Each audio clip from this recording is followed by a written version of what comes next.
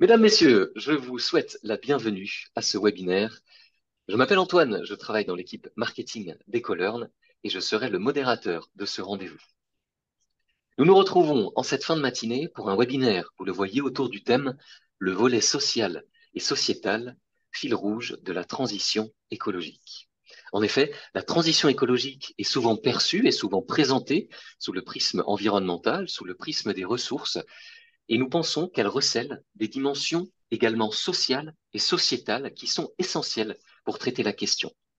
Nous allons donc nous questionner dans ce webinaire sur l'articulation qui existe entre les enjeux environnementaux d'un côté et sociaux de l'autre, et également sur la manière dont ces enjeux sociaux peuvent être le moteur de la transition vers plus de durabilité. En lien avec ce webinaire, nous vous présenterons également, à l'occasion de son lancement officiel, notre formation Manager les enjeux sociaux de la durabilité qui s'intéresse justement à ces questions. Je vous rappelle qu'à tout moment, vous avez la possibilité de partager dans le chat vos questions, vos remarques, et que vous recevrez à la suite de ce webinaire les slides qui sont présentés, ainsi que le replay par email si vous vous êtes inscrit. Nous allons sans plus tarder découvrir les deux intervenantes de ce rendez-vous, Arnaud Herman et Catherine Puiseux. Je les laisse se présenter. Arnaud, la parole est à toi. Ah, très bien, j'aurais pensé qu'on commençait par Catherine, mais Non, non, vas-y Arnaud, je vas-y. peux m'en charger. Elle a un peu plus à dire, alors elle clôt Ok, le bal. alors je serai bref. Bien ravi de vous retrouver aujourd'hui. Donc, je suis Arnaud Herman, je suis l'un des fondateurs d'Ecolearn. Je suis accessoirement la personne que vous voyez en masterclass, si, pour ceux d'entre vous qui suivent une formation présentielle chez Ecolearn. Et j'ai pu être par le passé en charge de diriger le développement durable pour le groupe Accor, ce qui m'a permis d'accumuler une certaine expérience sur ces sujets et la conduite de la transformation autour du développement durable dans les entreprises. Et pour ma part, donc moi je suis Catherine Puiseux, je suis à l'origine de l'idée de ce cours qu'Arnaud a accepté de développer au sein d'Ecolearn. Je suis une ancienne directrice RSE, j'ai créé le poste de direction RSE à TF1 en 2005, je l'ai occupé pendant une quinzaine d'années. J'ai plutôt traité des enjeux sociaux et sociétaux pour l'entreprise et pour l'antenne, et cela dans le cadre aussi du groupe Bouygues, dans lequel les enjeux environnementaux étaient majeurs. Donc, le groupe Bouygues, par la diversité des métiers, est assez riche. J'y ai appris beaucoup. C'est important que je passe un petit moment à expliquer ce que j'ai fait, non pas pour le plaisir, mais parce que c'est le cadre de référence d'où je parle dans ce cours, en fait. Et chacune des expériences que j'y ai ajoutées ajoute aussi un volet à ma réflexion. Il y a un élément très structurant dans mon parcours, c'est que j'ai une double nationalité française et béninoise. Je me suis mariée au Bénin il y a quelques décennies et j'y ai créé avec mon mari au début des années 2000 l'Agence africaine de développement durable sur la base des observations que les enjeux sociaux et les enjeux environnementaux, c'était la même chose. Ça conduisait, la dégradation de l'un et de l'autre était commune, simultanée. Donc j'ai des engagements associatifs au Bénin aussi pour faire émerger des compétences, au Bénin et dans la sous-région, pour faire émerger des compétences locales sur la RSE. Et ça me semble très important et ça commence à fonctionner très bien. J'ai aussi participé avec passion, je dois dire, à la mise en place de la Louve, le supermarché coopératif qui se trouve être dans le 18e arrondissement à Paris, là où j'habite. Donc je sais ce qu'un collectif de citoyens qui sont très divers dans leur parcours, dans leur façon de penser, mais qui sont aimantés par une vision et qui ont un bon leader, je sais ce dont ils sont capables, et c'est énorme. Et puis voilà, et j'aime avant tout former, donc c'est pour ça que je suis partie de TF1. J'ai monté une petite structure pour travailler en milieu académique, en entreprise ou avec des édutech comme Ecolearn. Et me former au passage, parce que former les autres, c'est aussi se former, c'est Catherine, affermir sa je, pensée. Voilà. je me permets un petit point. On nous demande dans le chat si tu peux parler un petit peu plus Un fort. petit peu plus fort. Je vais Oui, approcher peut-être la machine. Voilà. Euh, merci. et en travaillant justement dans ce domaine de la formation, je crois que j'ai dû échanger déjà avec 200 ou 300 transitionneurs en fait, hein, au travers des différents dispositifs. Et cet échange, c'est très important pour moi. Je ne conçois pas un cours comme un produit fini, mais comme quelque chose qui va permettre de continuer à échanger. Donc c'est ce que j'espère aussi au travers de ce cours, c'est que nous continuions à élaborer cette façon de penser. Voilà. Et puis, dernière chose, j'ai longtemps habité à Paris, mais je me suis réinstallée dans les Ardennes. mon pays natal, et ça constitue aussi une vision un peu décentrée de ce que j'ai pu faire dans les grands groupes et les sièges parisiens, et ça contribue aussi à enrichir ma vision aujourd'hui. Voilà pour ce qui est du cadre de référence. Antoine, je te rends la parole. Merci beaucoup, Catherine. Euh, je nous invite tous les trois à avoir la meilleure diction possible pour que nos participantes puissent nous entendre ce matin. Je vous présente rapidement le sommaire de ce rendez-vous. Nous aurons un élément de contexte où nous expliciterons la place du volet social, sociétal dans la RSE, auquel nous lirons la présentation de la nouvelle formation Manager les enjeux sociaux de la durabilité. Les deux seront intriqués. Il y aura ensuite un temps de questions-réponses avec vous. J'imagine qu'elles sont nombreuses et nous serions ravis d'échanger. Enfin, il y aura un petit temps de conclusion. Sans plus attendre, je vous propose de lancer ce rendez-vous autour de l'importance du volet social et sociétal dans la RSE. Pour commencer, j'aimerais me tourner vers Arnaud. Il est question aujourd'hui de présenter également une formation qui s'appelle les Manager les enjeux sociaux de la durabilité. Arnaud, simplement en introduction, en quelques mots, pourrais-tu préciser en quoi la formation EcoLearn qui traite ces sujets euh, a comme pédagogie ou comme fil rouge elle aussi? Très bien. Bah, merci Antoine et merci pour vos réponses surtout parce que vous avez déjà dévoyé beaucoup de choses que nous allons essayer d'organiser et de reproduire. Et ce sera surtout Catherine d'ailleurs qui va prendre la parole et présenter le contenu et la justification de cette formation. Pour ma part, je vais juste essayer de poser le contexte, vous expliquer un peu ce qui nous a amené à réfléchir à cette nouvelle approche et fondamentalement à se poser la question de ce S, ce fameux S de l'ESG qui a été évoqué. Qu'est-ce qu'on y met derrière? Et avec souvent une vision un peu trop étriquée traditionnellement. Et donc, on a essayé de prendre cette dimension du social, de l'humain dans son approche la plus complète possible. Alors, si tu veux bien passer à la page suivante, Antoine. Alors, euh, pour ceux d'entre vous qui connaissent déjà la philosophie de la formation Ecolearn, vous avez déjà pu voir cette page. Et pour les autres, eh bien, je vais la présenter. Alors, vous allez avoir le sentiment que je pars d'assez loin, mais vous allez comprendre que tout ça nous emmène à cette réflexion sur la place du social.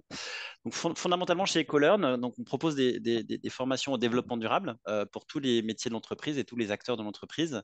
On repose nos enseignements sur deux jambes, ces deux colonnes qui sont représentées ici. À la fois permettre de disposer de l'accès à des méthodes, des outils, des savoir-faire, ce que j'appelle la grammaire du développement durable, dont on voit bien qu'elle est indispensable parce qu'on est sur un sujet qui est extrêmement complexe. On n'est qu'à penser à la CSRD, aux empreintes carbone, à toutes ces petites technicités qui font que ce n'est pas spontané, il faut l'apprendre.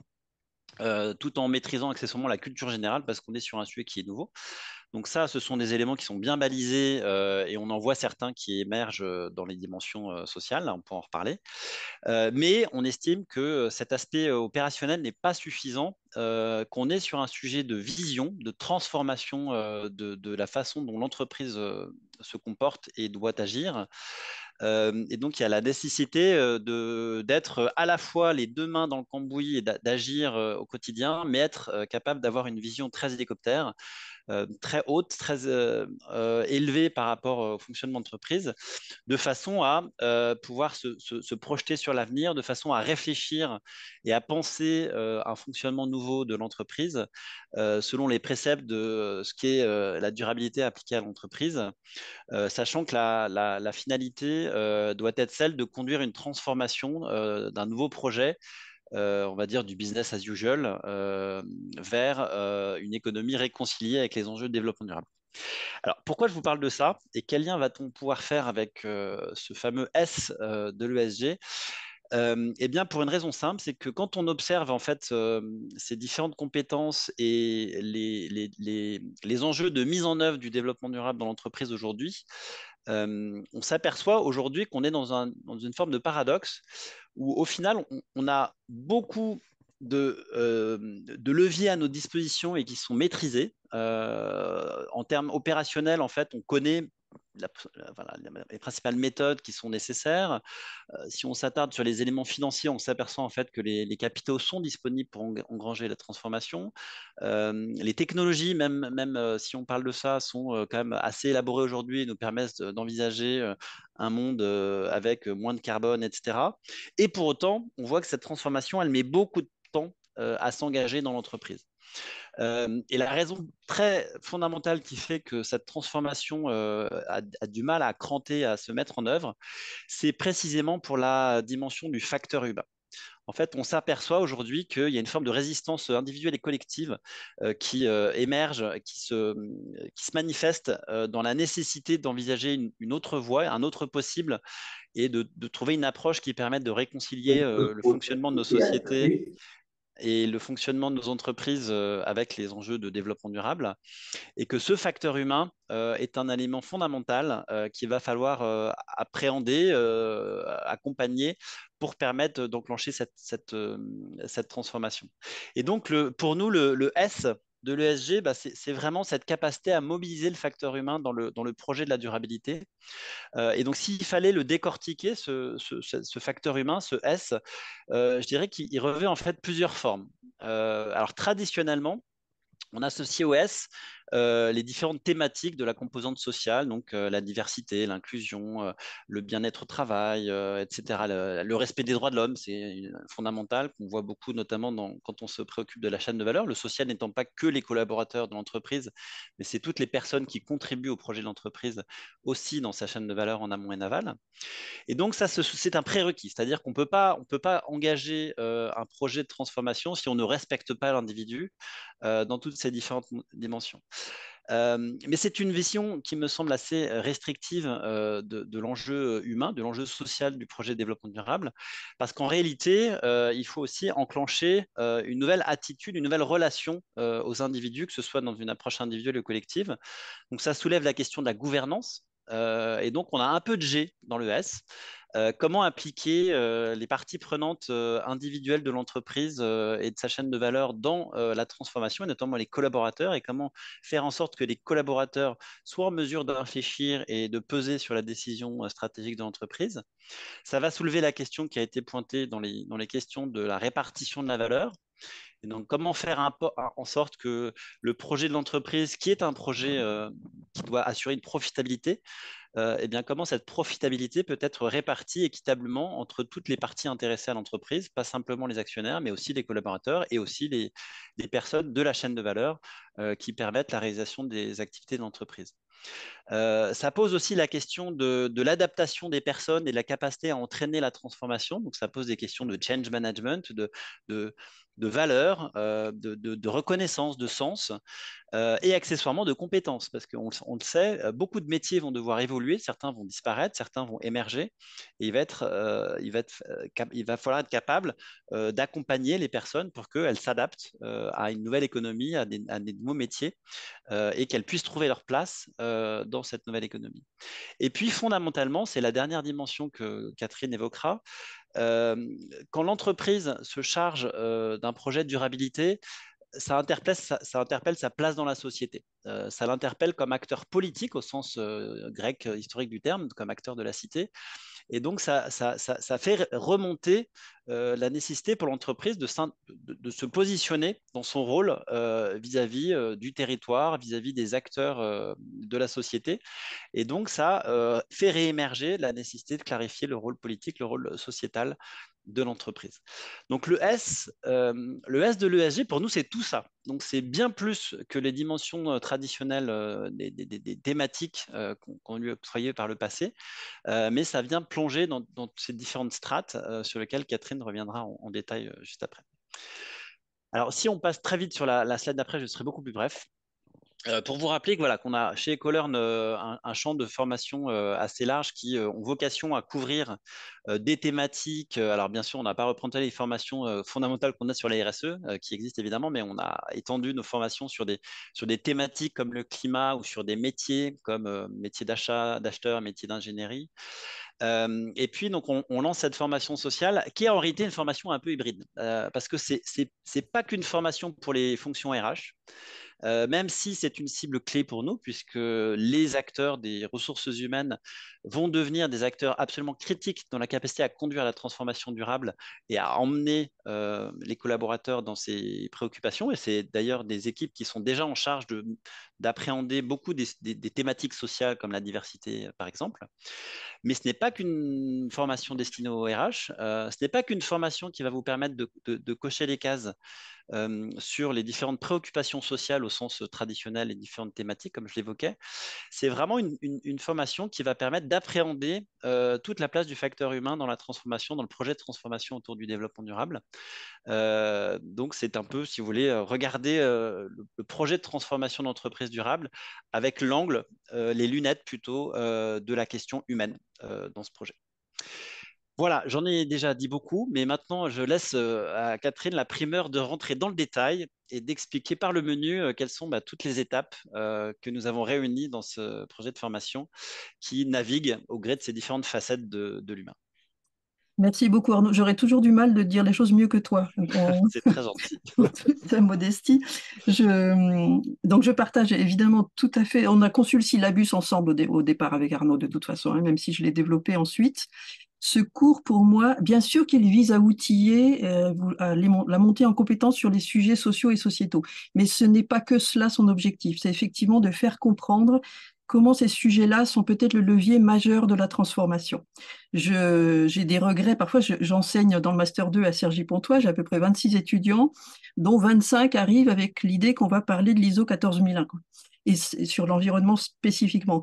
Et donc, ça me frustre parce que je sais le potentiel de ce volet social et je voudrais, en fait, mon objectif aussi au travers de ce cours, et probablement le vôtre aussi, parce que je me retrouve tellement dans vos verbatims que je pense que d'emblée, nous partageons la même vision. Donc, ce que je voudrais, c'est que chaque directeur et directrice RSE, chaque manager qui a envie de conduire le changement, se donne le temps de passer par cette montée en connaissance sur les sujets sociaux et sociétaux, quel que soit ce qu'ils choisissent de faire ensuite, mais je pense que c'est absolument nécessaire pour faire les bons choix. Donc, c'est ça l'objectif de ce cours. Et je voudrais, donc, on a 6 leçons. Nous avons quand même posé des bases. La RSE d'aujourd'hui n'est pas celle que j'ai connue, moi, il y a 15 ans. Donc, il y a quand même quelques principes qui sont à prendre en compte maintenant, notamment, le premier d'entre eux, c'est pour moi la soutenabilité forte. Donc, tout ce qui fait que nous avons désormais cette matérialisation d'un plafond écologique et aussi d'un plancher social qui nous permet de regarder que partout sur la planète, nous ne sommes pas dans les mêmes conditions de départ pour opérer cette transition et qu'il faut bien prendre en compte cette diversité de points de vue quand on fait des choix. Les choix purement technologiques et purement environnementaux, ça n'est que ceux d'une minorité de pays qui peuvent les faire, ou dont c'est la priorité. Mais pour la majorité des pays sur la planète, même si nous avons le même objectif, la trajectoire ne peut pas être semblable. Et j'aimerais que nous partagions ça. Donc, soutenabilité forte comme premier principe, interconnexion des enjeux. Alors, on le dit toujours, la vision holistique et l'interconnexion des enjeux, c'est ce qu'on dit dans l'ISO 26000 depuis 12 ou 13 ans. Sauf qu'on passe rarement à la matérialisation de ce que ça veut dire, en fait. Et c'est là où mon expérience sur le terrain africain me sert beaucoup, c'est que moi, je ne sais plus du tout dissocier ce que c'est qu'un enjeu social et un enjeu environnemental. Quand il n'y a plus de poissons dans la mer, quand la terre est empoisonnée par les produits chimiques, quand on a coupé les arbres, mais en fait, c'est le cadre de vie, c'est le niveau de vie, c'est la dignité, même parfois des personnes qui s'écroulent. Donc, c'est totalement interconnecté. Et l'enjeu, ce qu'on doit viser, ça n'est pas tant d'agir sur le plan environnemental ou le plan social, mais c'est qu'est-ce qui peut conduire à la dignité nouvelle des personnes, qu'est-ce qui peut conduire à leur prospérité, à la prospérité des communautés, à la prospérité du vivant. Et c'est cet objectif-là, moi, qui m'aimante. Et puis ensuite, seulement, on réfléchit à la manière d'y aller. Et ça vaut tout autant pour une communauté à l'intérieur d'une entreprise, hein, bien sûr, ou une communauté dans la société. Il n'y a pas que dans les pays en développement qu'on peut réfléchir comme ça. Donc, vraiment, la vision holistique et interconnectée. Et puis, avant ça, tout simplement, le dialogue partie prenante comme première compétence. Si on n'est pas capable de comprendre les attentes et les intérêts des différentes parties prenantes et de les prendre en compte, et notamment dans la gouvernance dont tu as rappelé l'importance, ce n'est pas non plus la peine de penser qu'on va réussir la transition. Donc, ce dialogue partie prenante, nous l'outillons aussi, ça fait partie des fondamentaux dans la première leçon. Voilà. Et c'est tout ça qui, pour moi, va amener l'idée d'une transition juste parce qu'elle va pouvoir être appropriée par tout le monde et pas seulement par ceux qui la conduisent avec les capacités qu'ils ont aujourd'hui de le faire. Voilà, il y a une théorie évidemment derrière tout ça, mais vous l'avez probablement deviné, c'est que le système économique aujourd'hui, il a deux formes d'externalités négatives. Il y a le dépassement des ressources, on va évidemment, mais il y a aussi le creusement des inégalités. C'est structurel, hein, et c'est ce que nous expliquons au travers de chiffres aussi. Et l'intuition, c'est qu'en agissant sur les inégalités, je pense qu'on peut avoir plus d'impact, plus de co-bénéfices qu'en agissant sur tout autre levier. Et donc ça, comment je ne suis pas seule à le penser, et je n'ai pas les capacités non plus de l'outiller cela complètement, mais j'ai trouvé des pistes, et je les partage avec vous dans le cours, sur le fait que c'est une manière d'agir qui pourrait nous faire gagner tout de même beaucoup de temps. Et la conviction, mais tu l'as dit également, Arnaud, c'est que le facteur humain est notre ressource inexplorée aujourd'hui, la partie immergée de l'iceberg, celle sur laquelle il faut que nous agissions parce qu'on n'a pas le temps d'attendre que la prochaine génération prenne les commandes. On sera ravis qu'elle le fasse, mais ça sera trop tard si nous n'agissons pas dès aujourd'hui. Et le frein aujourd'hui, c'est effectivement le facteur humain. Donc, avec les connaissances qui sont partagées aujourd'hui, qui sont mineurs par rapport à tout ce qu'on fait sur les processus, les lois, les règles. On s'est très très peu intéressé aux facteurs humains dans notre civilisation. Donc je pense que c'est le prochain domaine de connaissance auquel il faut que nous accédions. Voilà. Donc ça, c'est l'intention posée. Après, on va rentrer dans un peu plus d'éléments concrets. Si tu veux passer à la diapo suivante, Antoine. Oui, volontiers, Catherine. Des éléments concrets, je crois, structurés autour de trois axes, c'est cela? Voilà, tout à fait. Alors, pour ne pas penser que nous restons dans un domaine purement conceptuel, en fait, ensuite, on va s'adresser à trois périmètres, et tu les as cités, hein, tous, Arnaud. Donc, on a nos 5 leçons, après avoir posé les principes dans la première, sont orientées vers 3 axes. Le premier, ça correspond à des périmètres aussi. C'est agir en faveur du travail décent et d'une transition juste. Donc, on s'intéresse à notre chaîne de valeur, aux travailleurs de la chaîne de valeur et aussi à toutes les populations impactées partout où on fait des achats, où on mène des projets ou des activités. Le deuxième axe, on s'intéresse à l'entreprise elle-même, donc à ses collaborateurs de manière élargie, parce que les collaborateurs de l'entreprise, c'est aussi maintenant une galaxie d'indépendants qui travaillent avec elle, à son management, à sa direction. Et là, il y a 2 thèmes particuliers que nous traitons. Tout ce qui est pour moi le prérequis de la transition, la santé-sécurité, la qualité de vie au travail, mais aussi la diversité et j'y viendrai peut-être un petit peu plus en détail dans la diapo d'après. Donc ça, c'est des prérequis. Et puis ensuite, tous les facteurs de transformation qui font que sans partage de la valeur, de la vision, du pouvoir, on n'amènera pas les collaborateurs à y participer sincèrement à cette transition alors qu'on a parfaitement besoin d'eux. Et le troisième axe, c'est on se retourne vers la société dans son ensemble, dans laquelle il y a les consommateurs des produits, dans laquelle il y a les territoires, et puis effectivement le rôle politique de l'entreprise qui est de plus en plus attendu aujourd'hui. Et donc, tu peux peut-être, mais tu me dis de combien de temps je dispose, hein, Antoine, parce que j'aimerais bien, l'idéal pour moi aussi est qu'on laisse la place pour des échanges ensuite. Combien Bien de temps sûr. donnes-tu? On a encore tout à fait le temps, il nous reste 55 minutes. Ok, bon, ben Si c'est cela parfait. te convient, je propose qu'on plonge un peu plus en détail dans chacun des trois axes. Tout à fait. Alors, comme je vois une évocation de la théorie du donut, quand j'ai évoqué la soutenabilité forte tout à l'heure, c'est effectivement ce qui est repris dans la théorie du donut, hein, plancher social et plafond écologique. C'est bien dans ce principe que nous nous inscrivons. Donc, une petite plongée dans chacun des axes, effectivement. Sur le sujet 1, agir en faveur du travail décent et d'une transition juste, le thème majeur, c'est les droits humains. Et j'ai aussi une envie. En fait, j'ai plein d'envies dans ce cours. J'ai une envie par leçon. J'aurais envie que nous soyons aussi sachants désormais sur le thème des droits humains que nous commençons à l'être sur le climat. Parce que ça relève de la même transversalité, de la même universalité. Et aujourd'hui, on sait très peu de choses quand on achète un produit, en fait, parce que le manque d'information est patent. Nous ne savons rien de l'histoire sociale de ce produit. Donc, le produit, il a peut-être des belles histoires à raconter, mais malheureusement, la plupart du temps, il a de très vilaines histoires à raconter s'il pouvait le faire. Donc, ce thème des droits humains, j'ai envie de le rendre plus visible. Il y a de la souffrance humaine derrière beaucoup de choses. On achète du chocolat aujourd'hui, s'il n'est pas équitable, il y a très certainement du travail des enfants dans les champs en Côte d'Ivoire ou au Ghana.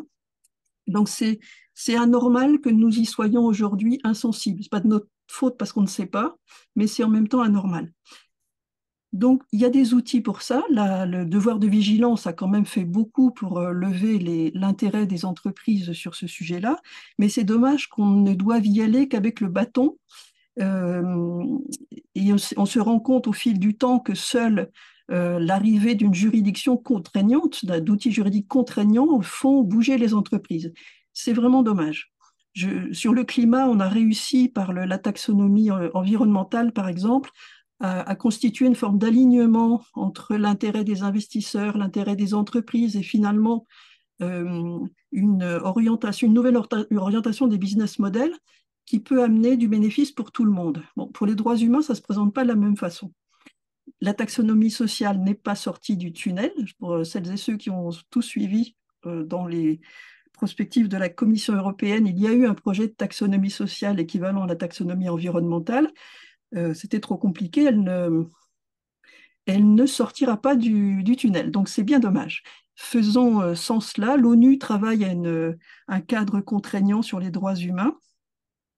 Donc dans cette leçon, nous essayons de partager ce que sont les conventions fondamentales de l'OIT, ce que sont les principaux outils qui sont toujours des textes de soft law internationaux, mais qui petit à petit sont quand même traduits dans les juridictions nationales. Donc de toute façon, il y a un mouvement qui conduit à tout ce qui est aujourd'hui texte non contraignant le devienne un jour, même si c'est dans 10 ans ou dans 15 ans. Donc, apprenons à connaître les principes Ruggie, les principes de l'ONU. Apprenons à connaître plus en détail ce que c'est que le travail des enfants. C'est pas simple du tout, c'est des notions un petit peu compliquées, mais nous en donnons quelques outils simples pour mieux connaître ça. Donc, notion de travail décent, fil rouge aussi tout au long du cours, qui est le dialogue social. Je pense que ce soit au niveau international ou que ce soit dans l'entreprise, le dialogue avec les parties prenantes, ça comprend d'abord le dialogue social. Et ça devrait être la colonne vertébrale aussi de cette transition. Voilà, donc les droits humains est essentiellement également le thème du travail forcé que nous illustrons. Voilà. Sur ce thème-là, je vous donne quelques autres peut-être thèmes. Donc, on parle évidemment de ce qu'est le dumping social, de ce qu'il constitue, du travail très important des ONG également, en citant les principales d'entre elles, de ce que constitue l'effort sur le salaire vital, comment est-ce qu'on calcule un salaire vital, comment est-ce qu'il rentre en œuvre en ce moment. Voilà à peu près ce dont nous parlons sur le premier axe. Le deuxième axe, vous l'avez dit tout à l'heure, donc on s'intéresse essentiellement au corps social de l'entreprise, à ses dirigeants. Donc voilà les parties prenantes concernées, avec ici les choses donc, les sujets de santé, sécurité au travail, les sujets de qualité de vie au travail. En fait, quand on écoute bien l'ensemble des travailleurs, c'est ça leur préoccupation majeure. J'ai vu passer le baromètre du MEDEF récemment sur les attentes des travailleurs. Alors, pour une minorité, peut-être, c'est l'engagement environnemental de l'entreprise qui est l'attente majeure envers son employeur. Mais je vous assure que pour la majorité des travailleurs, c'est surtout la santé, sécurité et la qualité de vie au travail. Et donc, pour moi, c'est un prérequis dont on doit s'occuper dans toutes les organisations en écoutant ses collaborateurs. Et je ne pense pas que sans ça, on puisse les engager vers d'autres sujets plus complexes. Donc, nous développons des choses sur la santé-sécurité. Ce n'est pas du tout des sujets nouveaux, la santé-sécurité ou la qualité de vie au travail, hein, bien évidemment. Mais ce que nous essayons de mettre en avant, c'est ce qui change en ce moment et ce que peut changer aussi le sujet climat, par exemple, sur l'arrivée de thèmes comme la santé mentale, le fait que les changements climatiques puissent changer quelque chose au code du travail également. Moi, j'ai vu arriver avec stupéfaction les premiers morts de chaud dans les vignes en Champagne, par exemple, cet été. On ne peut plus travailler de la même façon qu'avant. Donc, comment s'ouvrir à toutes ces situations nouvelles y compris dans des thèmes aussi banals, si je puis dire, que la santé-sécurité et la qualité de vie au travail. Et puis, bien sûr, sur cet axe-là, c'est aussi tous les sujets de lutte contre la discrimination. L'inclusion, c'est un sujet d'ouverture à l'autre, d'élargissement des manières de penser, donc il est juste indispensable dans la fabrication de l'idée qu'on se fait de la transition. Et moi, je reste absolument sidérée, j'ai de nombreux exemples de cela, de la continuité des discriminations sur les critères ethniques en France. C'est à peine masqué hein, parfois, mais c'est difficile à comprendre en temps de pénurie de talents, mais c'est comme ça. Et les chiffres et les enquêtes et les testings le montrent. Donc, comment faire, puisque c'est profondément culturel, comment contourner ces biais aujourd'hui qui sont les nôtres? Et quelles bonnes pratiques peuvent nous provenir de l'étranger? Parce que ou la discrimination homme-femme, bien sûr, puisque la question du genre est tout aussi transversale que la question du climat. Hein, elle est même profondément liée. Voilà. Et ces sujets-là concernent aussi les organes de direction, bien sûr. Hein. Commencer à penser autrement à la tête des entreprises en intégrant réellement les intérêts de toutes les parties prenantes, c'est le sujet des conseils d'administration en ce moment. Donc, on peut faire entrer les parties prenantes elles-mêmes, mais aussi, on peut aussi faire entrer des personnes de profils différents. Et la diversité dans les conseils n'est pas encore au niveau de ce qu'elle devrait être. Donc, les mots-clés dans ce deuxième axe, bon, il y en a beaucoup, mais c'est dialogue social partout. Donc, CSE, c'est du ERP, c'est des outils. Hein, on descend quand même beaucoup au niveau des outils. C'est défenseur des droits, équité, égalité professionnelle, handicap, neuroatypie également, qui est un sujet intéressant qui monte aussi. C'est toutes les thématiques de discrimination, pas toutes, il y en a 25, mais les principales d'entre elles. Les migrants également, qui est un sujet dont les entreprises devraient se soucier désormais. Pour moi, la question de la migration, de l'accueil des migrants, quelle que soit la raison pour laquelle ils soient arrivés en France, c'est un sujet éminemment actuel et dont l'importance ne fera que croître avec les années qui viennent. Et puis également, puisque c'est l'axe qui est le plus fourni, le rôle de la gouvernance dans tout ça, la nécessité de revoir toutes les sortes de partages qui ne sont pas réellement faits aujourd'hui. Partager la vision, c'est ce que la raison d'être ou la loi Pacte ont amené, partager la valeur. Alors, dans la chaîne de valeur au départ, hein, bien payer ses fournisseurs pour commencer, et puis le partage juste avec l'État aussi, puisque la fiscalité responsable, pour moi, fait aussi partie des nouveaux sujets sur lesquels les responsables RSE devraient se pencher. Pas pour en devenir spécialistes, hein. Les responsables RSE savent bien qu'ils sont spécialistes de rien, mais généralistes sur vraiment l'ensemble des enjeux. Donc, commencer à intégrer la notion de fiscalité responsable, je le vois venir également. Alors, dans tous les critères de discrimination dont on parle, il y a l'âge, il y a la question de l'orientation sexuelle, bien sûr, il y a l'origine ethnique, comme je l'ai cité, on en détaille 5 ou 6. Et l'âge, autant pour les personnes jeunes que pour les personnes seniors. Voilà, donc nous parlons de ce partage de la valeur à tout niveau. Dans l'entreprise, ça constitue la lutte contre les écarts grandissants entre le pouvoir, c'est le ratio, c'est le ratio de salaire entre les personnes les mieux payées et les moins payées à l'intérieur de l'entreprise. Et puis c'est aussi en matière de politique de rémunération, tout ce qui rend cette politique cohérente avec la transition. C'est-à-dire comment est-ce qu'on introduit des critères RSE dans les rémunérations, pas seulement des dirigeants, mais de l'ensemble des managers, voire de l'ensemble des équipes. J'écoutais La Poste hier, c'était à la nuit de la RSE, et La Poste a fait un travail remarquable sur un indicateur RSE, donc 15%, et désormais 15% du variable, ou 15% des salaires, je ne sais plus, de l'ensemble des managers de La Poste est indexé sur le résultat au travers de cet indice RSE. Voilà, donc partage du pouvoir également, donc à vision, valeur, pouvoir. La question du partage du pouvoir, c'est pas quelque chose de nouveau. Les entreprises de l'ESS et les coopératives avant elles ont tout à nous apprendre là-dessus, bien sûr. Hein. C'est nouveau pour les entreprises privées classiques, mais c'est pas nouveau pour ces structures-là. Donc dans ce périmètre-là, nous nous intéressons justement à ce qui est en train de se créer entre les entreprises de l'ESS et les entreprises qui ont acquis la qualité de société à mission.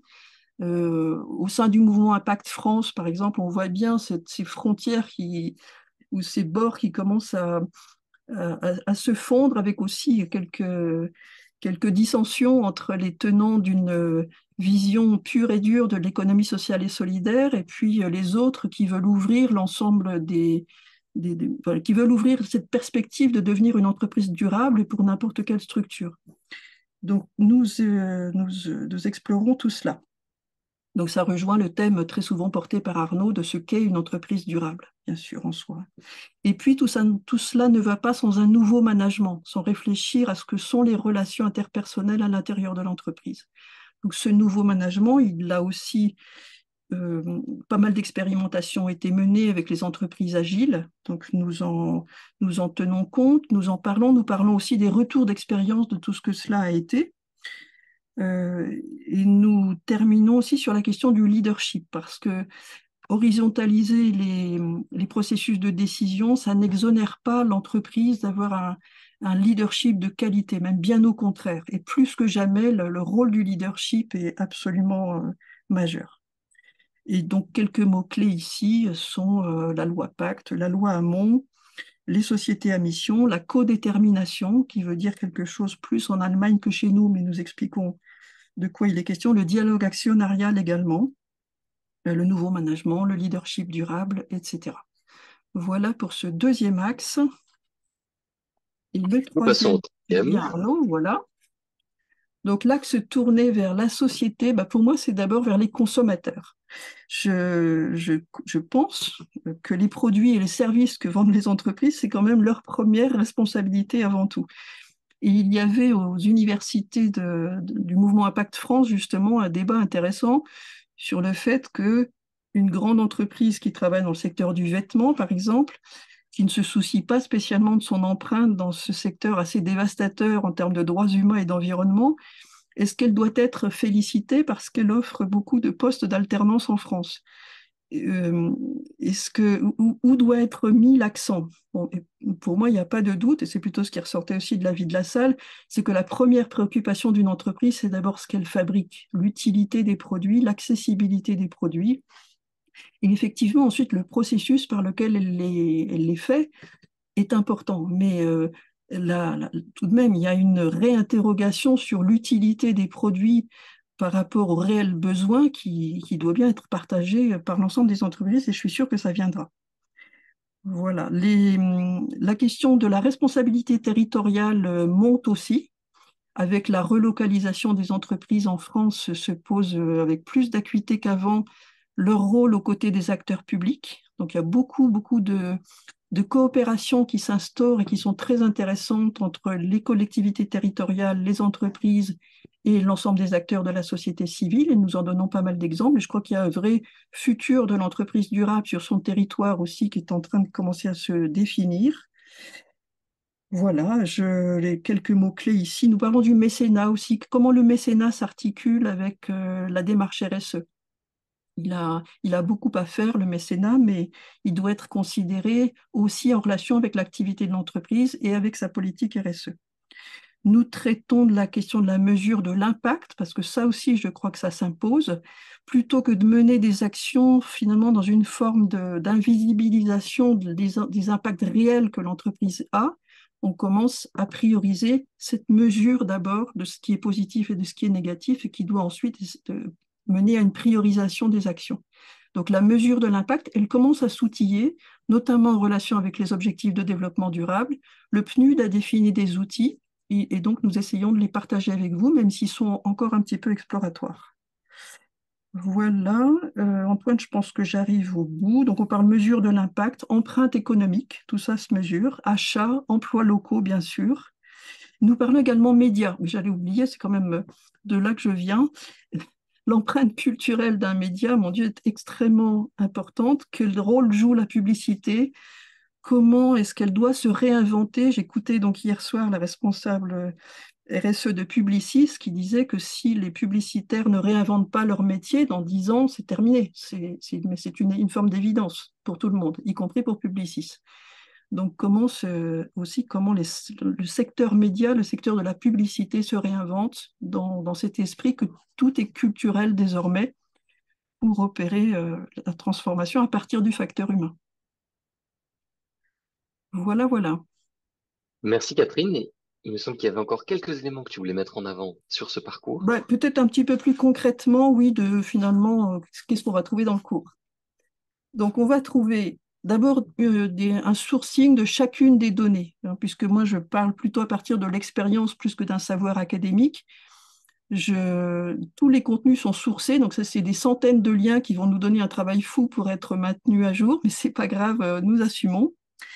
Donc, c'est d'abord des chiffres clés pour chaque assertion. C'est des chiffres clés que nous essayons de donner à plusieurs échelles, internationales, européennes et françaises. Et puis, c'est rappeler quel est le cadre structurant, et il n'est pas de la même nature pour chacune des leçons. Par exemple, sur la question des droits humains, c'est essentiellement les référentiels internationaux. C'est l'ONU, c'est l'OIT, c'est le CDE. C'est aussi l'ensemble du système normatif, et notamment quatre d'entre elles que nous détaillons particulièrement, l'ISO 26000 qui reste la reine-mère, si je peux dire, en termes de normes RSE, la A1000 pour le dialogue partie prenante, l'ISO 45001 pour la santé et sécurité, la SA 8000 pour les audits sociaux. C'est aussi le rappel du cadre légal. Je ne peux pas parler du volet social sans parler du cadre légal, évidemment, qui est majeur en France, et aussi de ce que prépare l'Europe et aussi des aspects sociaux de la CSRD, même s'ils ne sont pas au niveau de ce qu'aurait pu être la taxonomie sociale, ils sont quand même très intéressants.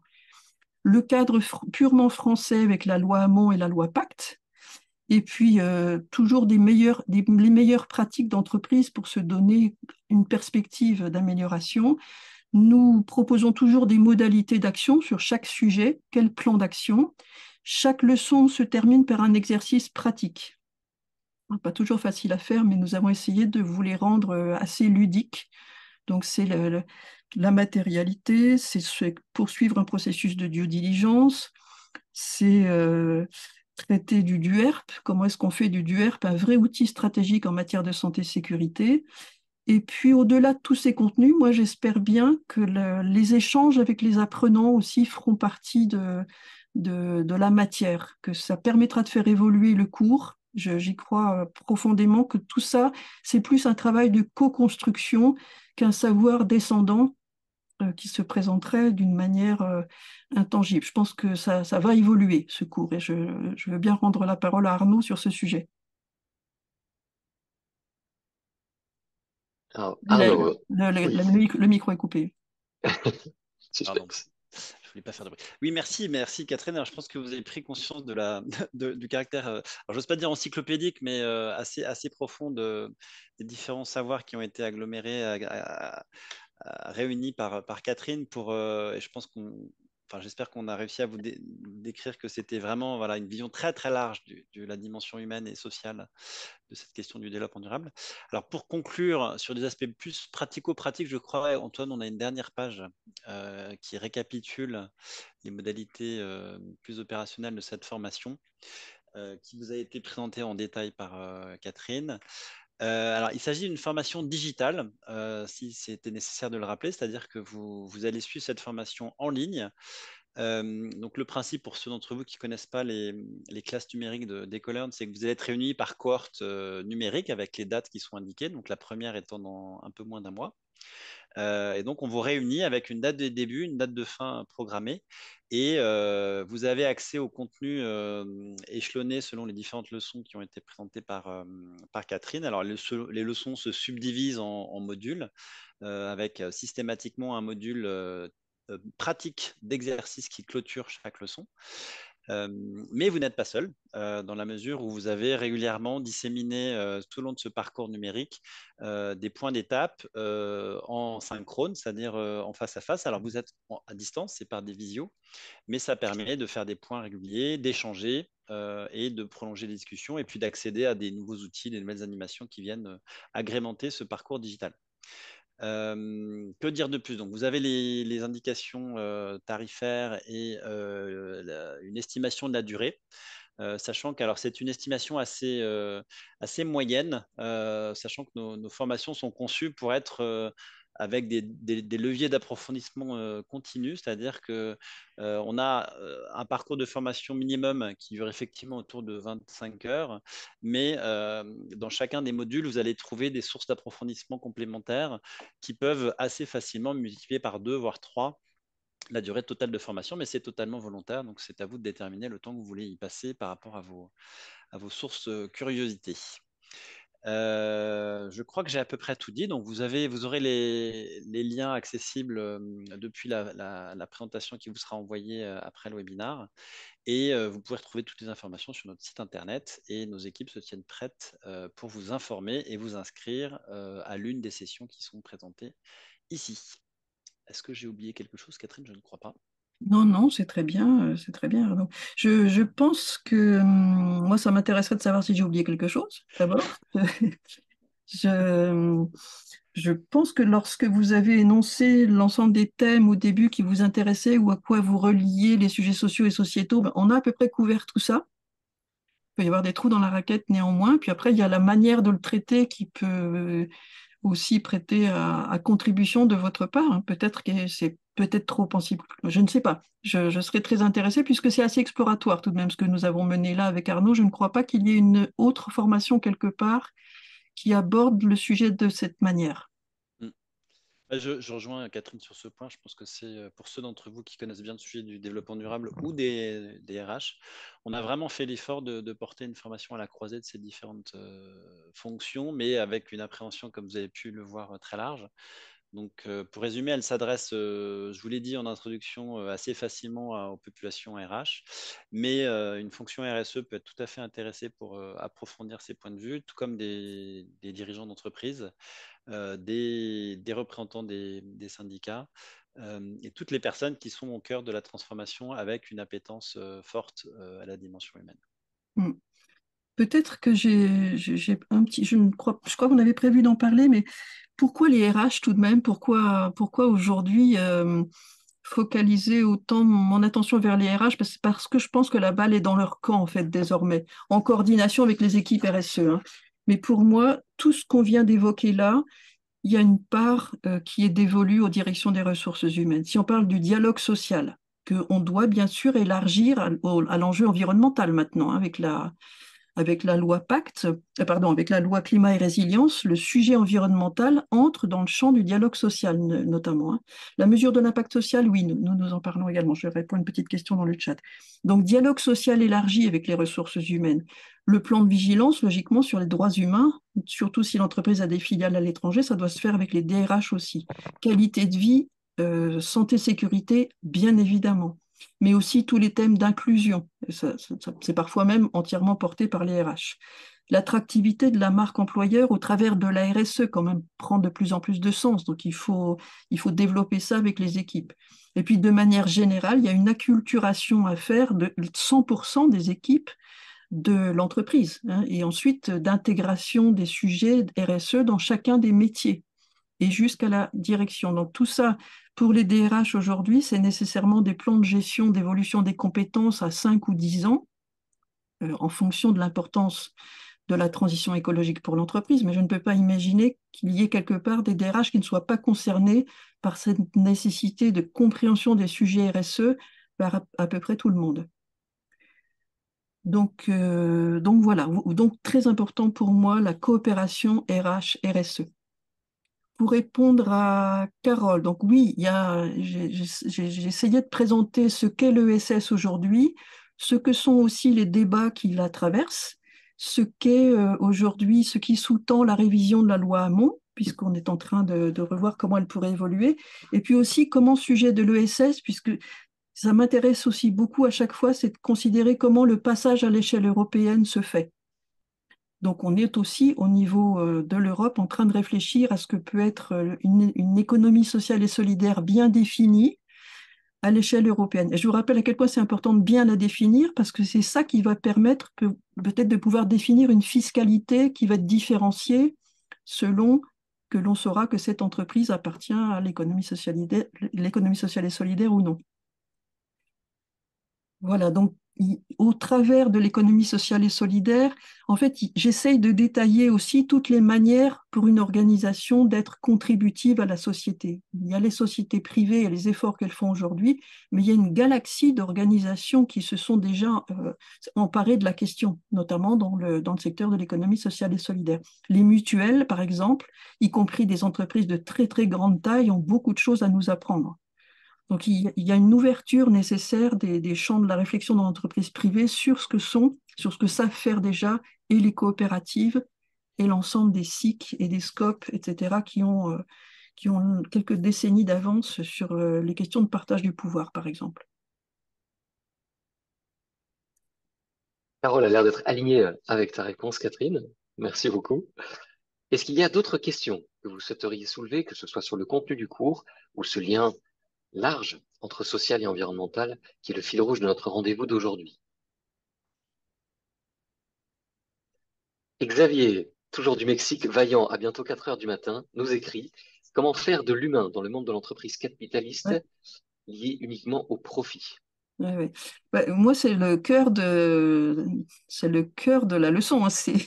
C'est par l'autonomie, mais en fait, c'est ce que réclament aussi de plus en plus les collaborateurs. Je fais un petit peu de conseil, je travaille aussi dans des secteurs qui sont ceux de la logistique, ceux de la défense ou ceux de l'agroalimentaire. Je sais bien que même dans le secteur de la logistique, ce dont a besoin un collaborateur, c'est d'autonomie, c'est qu'on le laisse penser à la manière dont il va faire le mieux son métier. C'est, et donc, cette question de l'autonomie, elle passe par la qualité du management, par la réinvention assez complète du rôle managérial. Et ça, nous le détaillons beaucoup. Nous l'avons fait avec l'association MR21. C'est en association, l'association et Ecolearn sont liées, un peu compliqué, mais allez voir sur le site de MR21, vous allez tout comprendre. Redonner du plaisir d'aller travailler. Moi, j'en ai eu beaucoup, j'ai adoré mon expérience en entreprise privée, mais enfin, j'ai aussi autour de moi un massacre, il ne faut pas appeler ça autrement, de gens bienveillants, extrêmement compétents, extrêmement engagés, qui, en entreprise, ont juste un barrage de l'ensemble de leurs capacités, de leur envie de faire, parce que le management est un management du siècle dernier. Donc, l'alignement, il y a une question que nous traitons assez en profondeur, c'est la nécessité pour les entreprises d'avoir une capacité d'alignement des convictions personnelles des collaborateurs et de ce qu'ils vont trouver en entreprise. Alors, j'essaye de réfléchir à la question de la manière suivante et ça m'a été soulevé par une étudiante, justement. Elle me disait, j'aimerais juger aujourd'hui les entreprises sur le fait de savoir si l'engagement environnemental de leurs collaborateurs est une plus-value pour elles ou un frein pour elles. Et en fait, effectivement, la question est bien posée comme ça. Il ne faut plus demander si les collaborateurs vont trouver en entreprise l'alignement qui leur convient, mais si, du point de vue de l'entreprise, avoir des collaborateurs alignés qui ont compris les sujets environnementaux, qui les ont mis en œuvre dans leur vie personnelle, eh bien ça, c'est un facteur accélérateur de transformation dans l'entreprise. Donc c'est un plus d'avoir des collaborateurs comme ça. Dans combien d'entreprises est-ce que c'est un vrai plus aujourd'hui? Et dans combien d'entreprises, en revanche, le fait d'avoir des convictions environnementales dans l'entreprise, des convictions de toute nature, hein, des convictions citoyennes, eh ben, c'est un sujet de souffrance parce que l'entreprise n'est pas alignée avec ces valeurs-là. Je pense qu'on peut commencer à considérer la chose de cette manière. Je ne sais pas si je suis claire, pardon, dites-le moi. Ça m'a l'air très clair, Catherine. Bon. Si cela te convient, je te propose de passer, à moins qu'Arnaud ait quelque chose à compléter sur une autre question. Non, non, je lisais les questions en même temps. Donc, sur la question auquel tu as répondu, Catherine, je crois que tu as bien précisé, mais c'est la totalité du cours, justement, de redonner de la place à l'humain au cœur de l'entreprise. Entre-temps, j'ai vu tomber d'autres questions. Alors, il y en a une Oui, qui... je veux bien répondre sur le harcèlement parce que oui, tout à fait. J'ai vu avec intérêt l'ensemble des entreprises privées, des associations professionnelles enfin se mobiliser sur la question du harcèlement. Mon Dieu, ça a pris tellement de temps que nous sortions de cette zone grise pour avoir enfin un cadre qui soit posé, partagé. Donc oui, nous en parlons absolument et nous le traitons dans le cadre des risques psychosociaux dans l'entreprise et des outils qui sont désormais à disposition euh, de par la loi dans l'ensemble des entreprises pour la question du harcèlement, pour lutter contre cela, bien sûr. Si je remonte les fils des questions, alors, il y a une question qui a été posée par Olivier sur la dimension plus macroéconomique vis-à-vis du facteur humain. Alors, si tu veux screener, Catherine, je préfère te laisser répondre. Et par contre, le temps pour toi de relire la question et peut-être de la Oui, partager. Je vais prendre la oui. question suivante de Sophie qui demande: les investissements durables pourraient être une motivation pour les parties plus capitalistes de l'entreprise? Non. Bien si, évidemment. Alors, on le sait bien, tout l'ESG pour le coup, hein, qui est l'acronyme utilisé en finance pour intégrer la RSE, se renforce assez nettement depuis quelques temps, même si ça reste encore assez brouillon et pas complètement structurant et un driver central pour le monde de l'investissement. Donc oui, il me semble que la capacité à démontrer le fait que l'intégration des risques ESG en tant que critère d'investissement devrait être bénéfique, ça me paraît fondamental. Le commentaire que ça me fait venir, Sophie, c'est qu'aujourd'hui, on a quand même une bonne appréhension, enfin une bonne compréhension du fait que les risques environnementaux et climatiques en particulier peuvent représenter des enjeux critiques pour un actif et peuvent conduire un actif à changer complètement de niveau de capitalisation selon qu'il est une entreprise, hein, selon qu'elle est proactive ou passive par rapport aux risques climatiques et avec des évolutions qui pourraient être très brutales. Ma question est plutôt de me dire, est-ce qu'aujourd'hui, enfin j'ai même plutôt la réponse en tête, mais a-t-on le même niveau d'attention sur les risques sociaux? Et est-ce que les investisseurs ont conscience que la performance sociale d'une entreprise, étendue, pas seulement dans ses collaborateurs, mais dans sa chaîne de valeur, est tout autant de nature à faire porter des risques sévères de valorisation d'actifs à moyen long terme?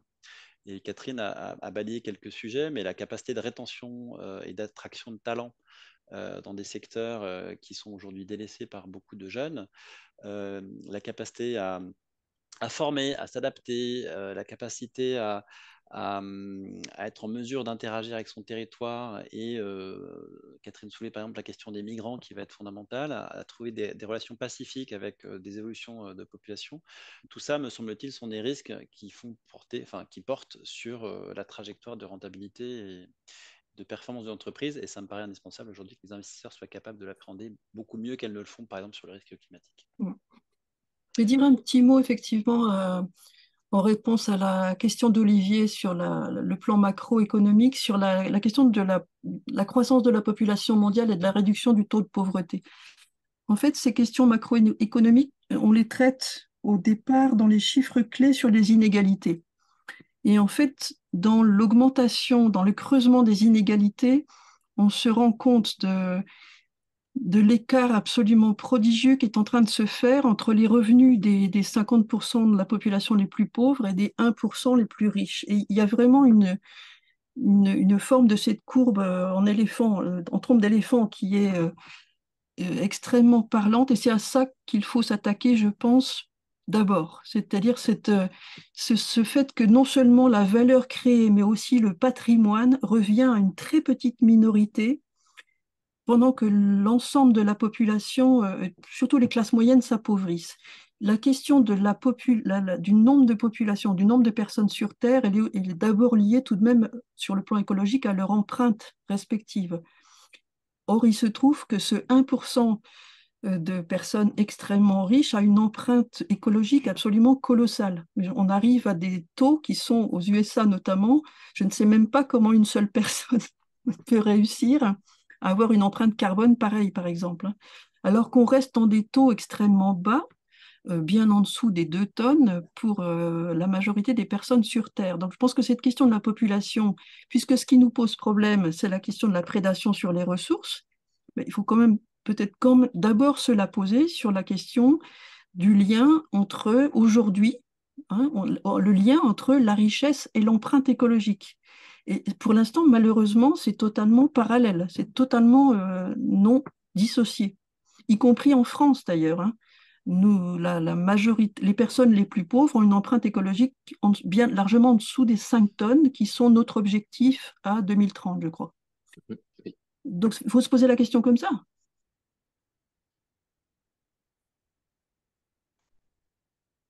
Et après, sur le système de retraite, là, par contre, ça excède largement ma compétence. Je suis désolée. Mais on peut continuer à creuser ces sujets entre nous pour autant. Merci Catherine, merci Arnaud pour tous ces éclairages. Je pense que pour l'instant, on a fait le tour des questions qu'il y avait dans le chat. Est-ce que d'autres personnes souhaiteraient peut-être prendre la parole, allumer votre micro ou continuer à écrire? Alors, on vise bien 2 tonnes, et Pascal me répondra 2 tonnes à 2050. à 2030 dans le plan français aujourd'hui. Et bien sûr qu'au Mexique, certainement, comme au Bénin, je vous assure aussi que la majorité des habitants sont bien en dessous de 2 tonnes, très très largement. Il y a 4 milliards de personnes sur la planète aujourd'hui qui vivent avec moins de 10, l'équivalent de 10 dollars par jour. C'est pas cette partie de la population qui a une forte empreinte écologique aujourd'hui, hein.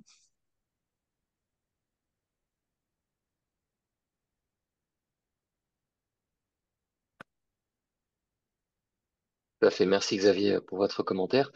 Et je me permets d'ajouter qu'il y a énormément de choses qui sont structurelles dans notre vie d'être humain qui peuvent être bas carbone. Le lien aux autres, le plaisir que l'on a à se retrouver, danser, chanter, se raconter des histoires, tout ça, ce sont des choses qui n'émettent pas, qui ne sont pas émettrices et qui peuvent dessiner des futurs beaucoup plus souhaitables. Y a-t-il encore des questions? Sinon, nous allons pouvoir arriver tranquillement à la fin de ce webinaire. Je me permets déjà un petit moment d'annonce. Nous verrons bien s'il y a encore une ou deux questions pour les prochains événements. Un webinaire qui aura lieu dès demain autour de l'implémentation de la CSRD sur un point de vue extrêmement pratique, puisque c'est une question qui intéresse énormément d'entreprises avec des premiers retours d'expérience. Nous l'animerons avec un partenaire qui est toute notre confiance et qui est ici et demain. Arnaud, souhaites-tu ajouter quelques mots là-dessus? Bah non, je vous encourage à faire un détour par cet autre webinaire demain si vous êtes en proie à cette complexe réglementation et que vous posez des questions sur son application qui commence dès l'année prochaine pour certains d'entre vous. Et puis, je peux me permettre de commenter la partie droite de cette page. Donc, on saute un peu du coq à l'âne, mais pour ceux d'entre vous qui appréciez le projet EcoLearn, les formations EcoLearn, sachez que nous avons décidé de lancer une levée de fonds participative qui débutera dans un petit mois, début novembre. Et donc, voilà, si vous voulez prendre part à cette aventure en nous confiant votre confiance et en procédant à des investissements dans notre capital, sachez que c'est possible et vous recevrez des informations très prochainement et vous aurez toutes les informations sur notre site internet dès lundi prochain. Merci beaucoup Arnaud. Je vous rappelle, pour toute question autour des formations écolaires, justement, vous avez là les deux contacts qui s'affichent. Vous pourrez les retrouver bien sûr lorsque vous recevrez le replay et les slides. Mesdames, Messieurs, il me reste à vous remercier de votre participation, bien évidemment à vous remercier Catherine et Arnaud pour votre prise de parole, l'explication du cours, la réponse aux questions. Essayons de mettre davantage en valeur ce fameux S de ESG, que ça ne reste plus un vœu pieux. Quelqu'un dans le chat disait, allez, maintenant on veut des actions concrètes. J'espère que vous repartez avec cette énergie et avec cette conviction sincère qu'on ne peut plus dissocier aujourd'hui dans la transition des enjeux sociaux et environnementaux. Arnaud, Catherine, je vous laisse le mot de la fin si vous le souhaitez. Je voudrais surtout remercier Catherine pour l'investissement qu'elle a consacré sur cette formation et j'espère qu'on a réussi à transmettre notre enthousiasme sur ce projet. Nous, ça a été très stimulant intellectuellement de réfléchir et de se poser la question de toutes les facettes de l'humain dans le projet d'entreprise durable. J'espère que ce sera finalement reproduit dans la formation et on se tient à vos dispositions pour toute précision. Catherine, je te laisse Mais peut-être. merci pour votre intérêt que je sens manifeste pour ce sujet-là. Merci pour vos suggestions futures, vos retours d'expérience. Je pense qu'on a beaucoup à construire ensemble sur ce thème. On est tous d'accord, il faut le faire et maintenant il faut l'outiller. Il faut que ça devienne une réalité pour les entreprises. Je ne tiens pas à être hors sol. Pour moi, l'entreprise est le lieu du collectif et de l'engagement. Et c'est là que tout peut se passer. Et donc, on attend beaucoup de l'entreprise, et notamment sur ce sujet-là, et on peut le faire, et on va le faire. Merci pour ces paroles pleines d'engagement et d'enthousiasme, Catherine. Mesdames, Messieurs, À c'est sur bientôt, ce tout le mot de monde. conclusion que nous terminerons ce webinaire. Nous espérons qu'il aura nourri votre réflexion et qu'il vous donnera envie, vous aussi, de vous engager, car comme le disait Catherine, c'est un travail d'équipe, c'est un changement de société. Nous espérons que nous pourrons contribuer à cela avec cette formation manager les enjeux sociaux de la durabilité. Gracias à vous, Xavier, de nous avoir suivi le Mexique, que ça a été l'Italie, le Sénégal ou partout en France. Merci beaucoup de nous avoir suivis. Nous vous souhaitons une bonne continuation. Vous recevrez toutes les informations à la suite de ce webinaire et je vous souhaite une excellente suite de journée. À très bientôt.